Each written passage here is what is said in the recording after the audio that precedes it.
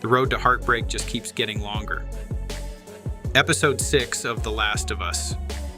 Season 2 came for our souls again. We're diving into the wildest twists, the quietest character moments, and what this means for what's coming next. Smash like, leave your theories in the comments, and subscribe for more breakdowns, hot takes, and nerdy therapy sessions. There are episodes in a series that act like punctuation marks.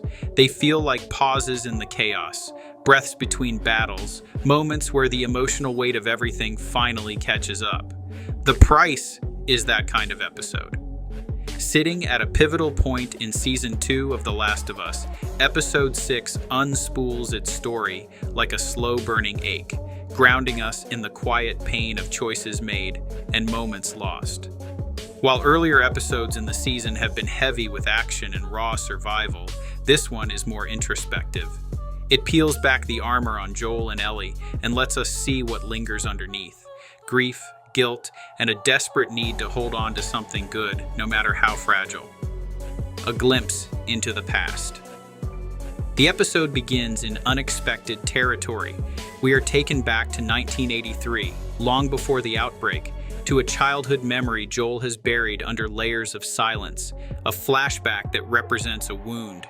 We see young Joel and Tommy in their father's house in Austin. Javier, their father, is not physically abusive in a traditional sense, but there is a cold brutality in the way he controls the room.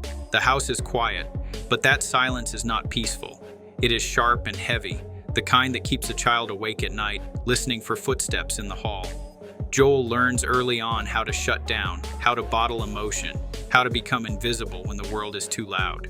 Tommy, ever more hopeful, tries to push back and soften the edges. This dynamic between the brothers, Joel's stoicism and Tommy's idealism, forms the emotional blueprint that will carry into their adult lives. The flashback ends not with a dramatic confrontation, but with a look. Joel sits on the porch, hands trembling, holding a record he stole from his father's collection. It is the only thing that felt like his. Music, even then, was his refuge. Jackson. When we return to the present, the camera sweeps over the settlement of Jackson, Wyoming.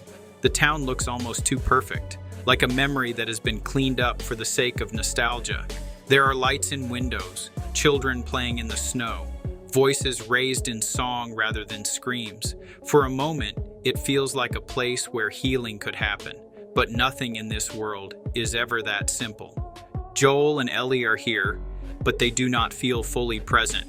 Joel is carrying the weight of the lie he told Ellie at the end of Season 1. That lie, the one about the fireflies having no use for her immunity, is like a splinter lodged deep beneath the skin. Ellie does not talk about it directly, but her eyes linger a second too long on every half-truth Joel offers. She has grown wiser, not just older.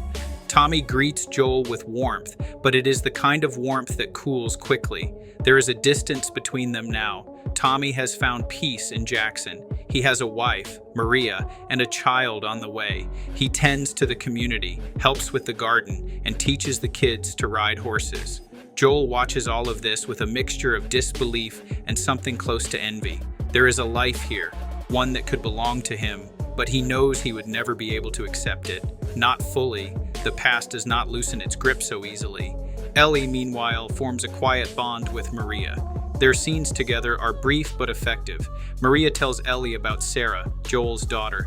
She does it gently, almost apologetically, like she knows she is pulling back a curtain Ellie never asked to look behind. The revelation lands with a quiet, aching thud.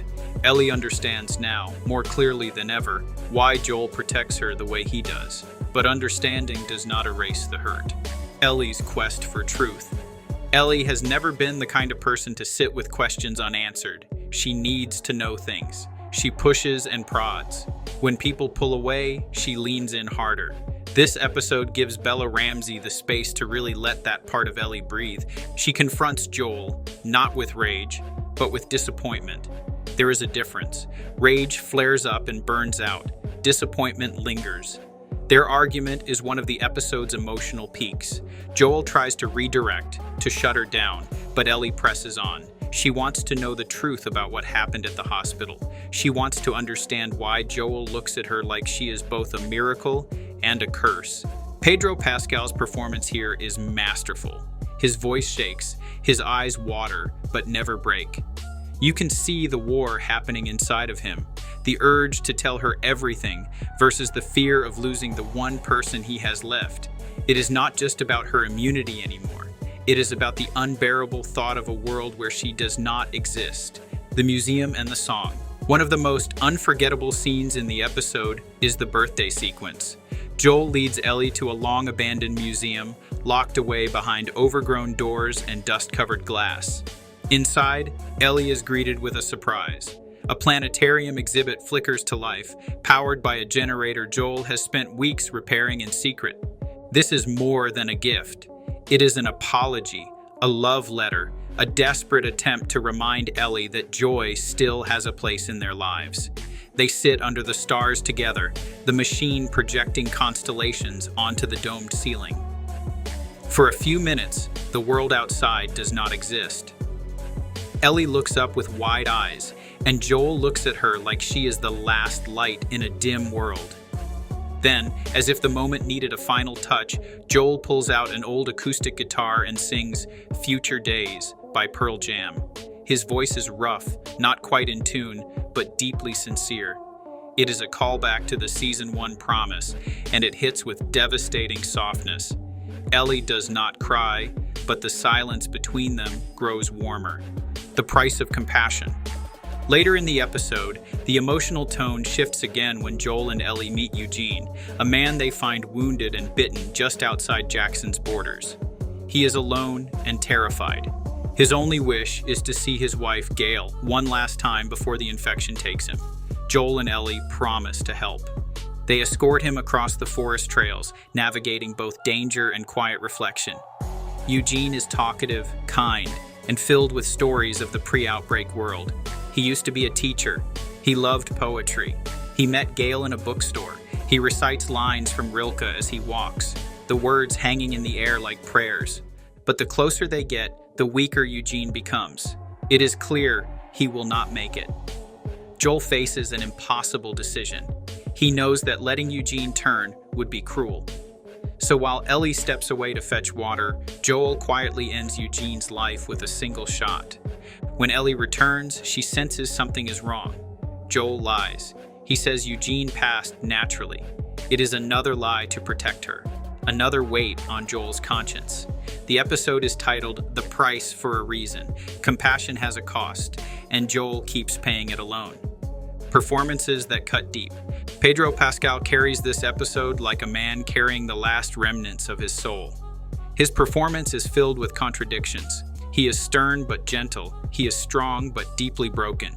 You feel every hesitation in his body language, every tremor in his voice. He does not overact. He lets the silence do half the work. Bella Ramsey continues to surprise with her range. She moves between sarcasm and sincerity with ease, never letting Ellie fall into caricature. She feels real, tangible. You believe her because she never seems like she is trying to be anything other than who Ellie is. The supporting cast, though brief, adds emotional texture. Eugene, played with tragic grace by a guest actor whose name deserves awards buzz, is the kind of one-episode character that lingers in your memory. Cinematography and score. Visually, The Price is quiet.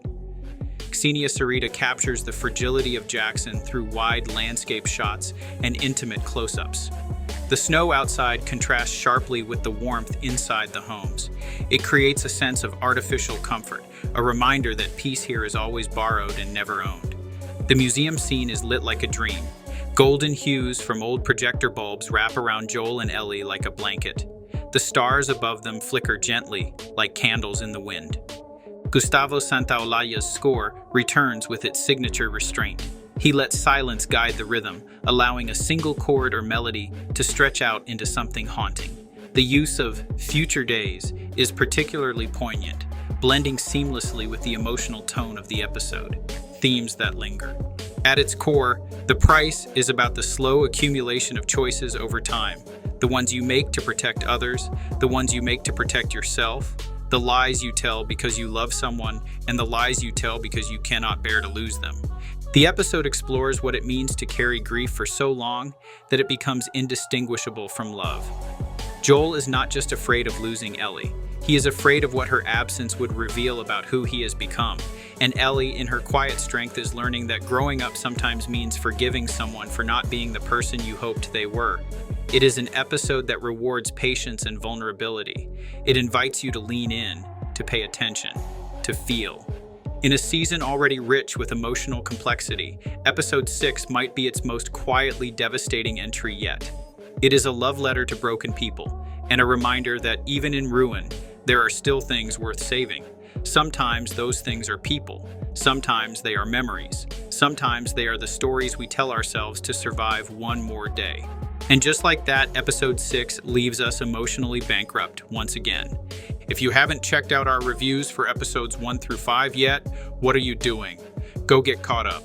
Like, comment, and subscribe so you don't miss a single emotional gut punch from this wild season. Catch you in the next one. Bring tissues.